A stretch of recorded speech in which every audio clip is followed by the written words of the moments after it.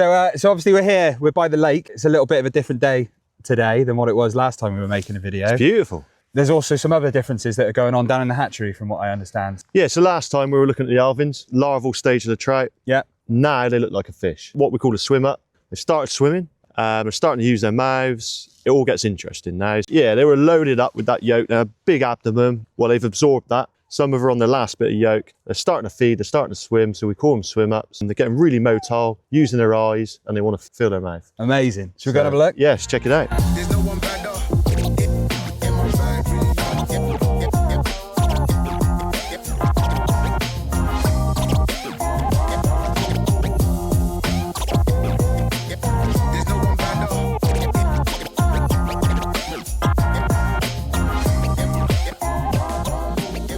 So obviously last time we were in here, the Alevins had their own lunchbox, you called it, of food or whatever. That's right. Their yolk-sac. So what's the difference now? Where are we at in terms of the yolk?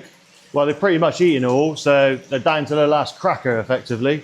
They've absorbed everything. Is that the yolk-sac completely gone? I've got a few in this jar here. You'll just see a little bit of a yolky abdomen on some of them, but effectively, the bigger side of the community's absorbed everything now, and they're going to want for an awful lot. Take a baby, it's going to sleep.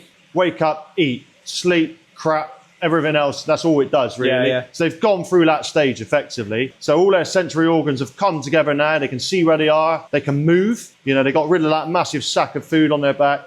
They can move about. They're now capable of looking out for themselves.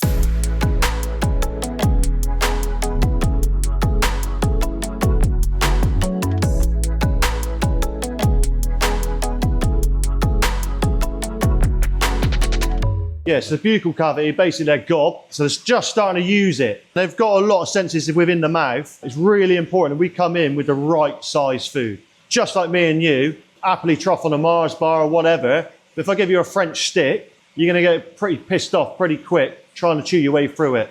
But you'll get through that same volume in Mars bars a lot quicker, wouldn't you?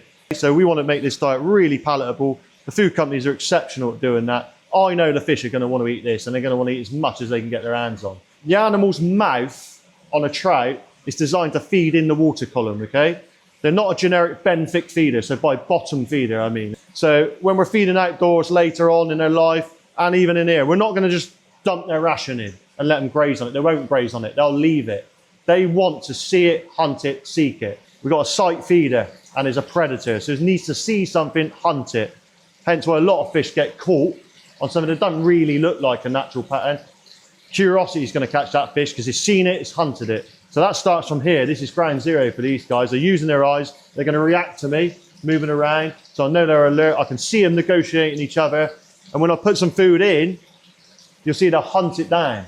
I'm going to be grooming these fish to compete. Competition's everything. If you've got a classroom of children and you want their attention, you've got a bag of sweets. If you throw 30 sweets in the room, there's 30 kids, they're all going to get a sweet and you're going to lose their attention. If I keep putting 3 or 4 in, they're going to compete. And inherently, they're actually going to consume more if I'm attentive with the ration. Make the fish enjoy eating. It's going to be much more beneficial to us. So we're coming in with a very, very small pellet. I mean, it's really important I marry this up. And throughout their course on the farm, they're going to see about 12 different sizes of pellet. We're trying to match that to the buccal cavity at the different life stages they're at, just to ensure that they enjoy eating. This stuff is incredibly high in protein.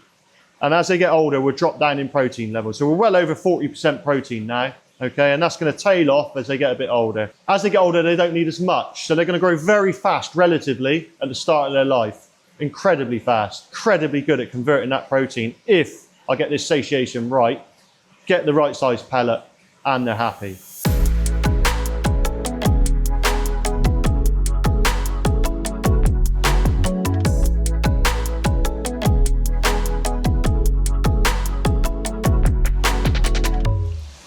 Right, so now we're feeding.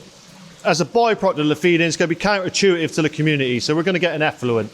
We're also going to get a little bit of particulate coming through in the spring water. So we've got beautiful spring water coming in here. I've increased the flow now. Now they've got the motility, they're a bit stronger. They're feeding, so we put a bit more flow through the tank.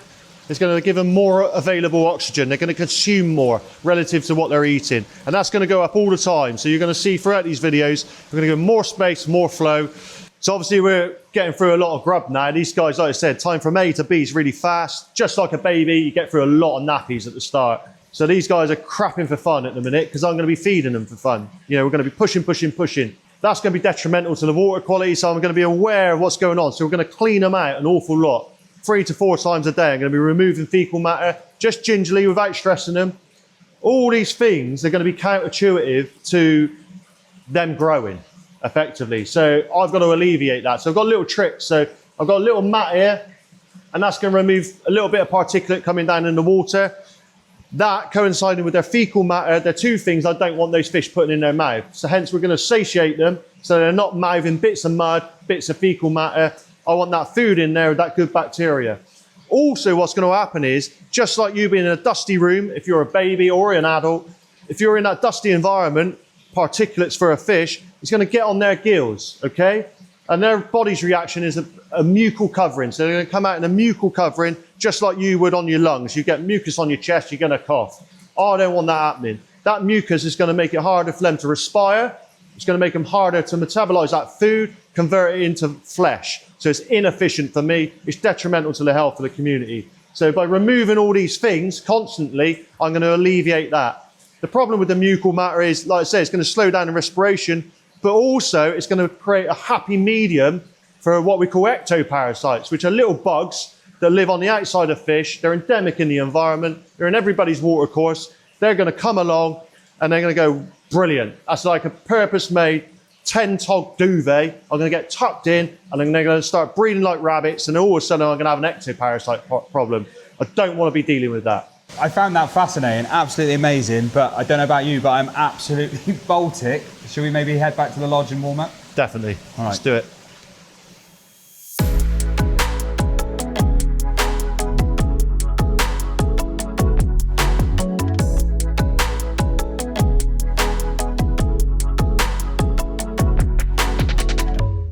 That's why we're here. Yeah.